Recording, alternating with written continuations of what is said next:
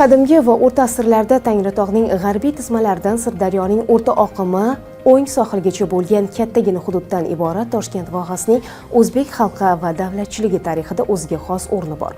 O'lkaning qulay o'rni, iqlim sharoiti, sersuv daryolari, o'simlik va hayvonot olami madallari, harbiy va savdo yo'llari kesishmasida joylashgani avvaldan kishilarni o'ziga tortib kelgan.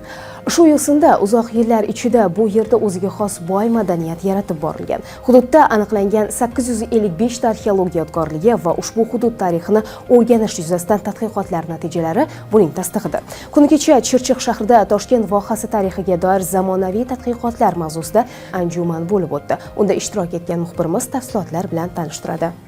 Joriy yilning 29-30 may kunlari Chirchiq davlat pedagogika universiteti tarix kafedrasi tashabbusi bilan Toshkent vohasi tarixiga doir zamonaviy tadqiqotlar mavzusida respublika ilmiy amaliy konferensiya bo'lib o'tdi. Toshkent vohasi tarixi, madaniyati va etnografiyasi muammolari Chirchiq davlat pedagogika universiteti tarix kafedrasining asosiy tadqiqot yo'nalishi hisoblanib, fan va ta'lim integratsiyasi sharoitida hamkorlikdagi ilmiy tadqiqotlarni rivojlantirish hamda ilmiy jamoatchilik e'tiborini ilmiy faoliyati natijalariga qaratish maqsadida respublika ilmiy anjumani tashkil etildi. Bugungi konferensiyamiz respublika miqyosida olimlarimiz tomonidan juda ham ko'plab olib borilgan ilmiy tadqiqot ishlarining yig'indisi hisoblanadi. Ayniqsa arxeologiya sohasida vohani har bir konferensiyamiz aynan Toshkent viloyatiga bog'liq holda talqin etilishining ham o'ziga xos ramziy ma'nosi bor. Zero Toshkent viloyati nafaqat O'zbekiston, balki Markaziy Osiyoda o'z o'rniga ega muhim strategik hududlardan biri hisoblangan.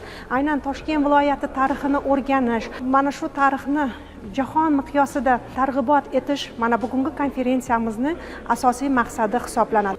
Bugungi konferensiyamizda mana shu olib borilayotgan tadqiqotlar, Toshkent vohasi tarixini o'rganish bo'yicha zamonaviy yondashuvlar o'rtasida mavzusi yuzasidan professorlar o'rtasida qizg'in ma'ruzalar o'tkazilmoqda. Aynan talabalarning ishtirok etishi esa kelgusida bu ishlarni talabalarimiz davom ettiradi va aynan bizni talabalarimizdan ham mana shu Toshkent vohasi tarixini o'rganishda yetuk kadrlar yetishib chiqishiga umid qilamiz.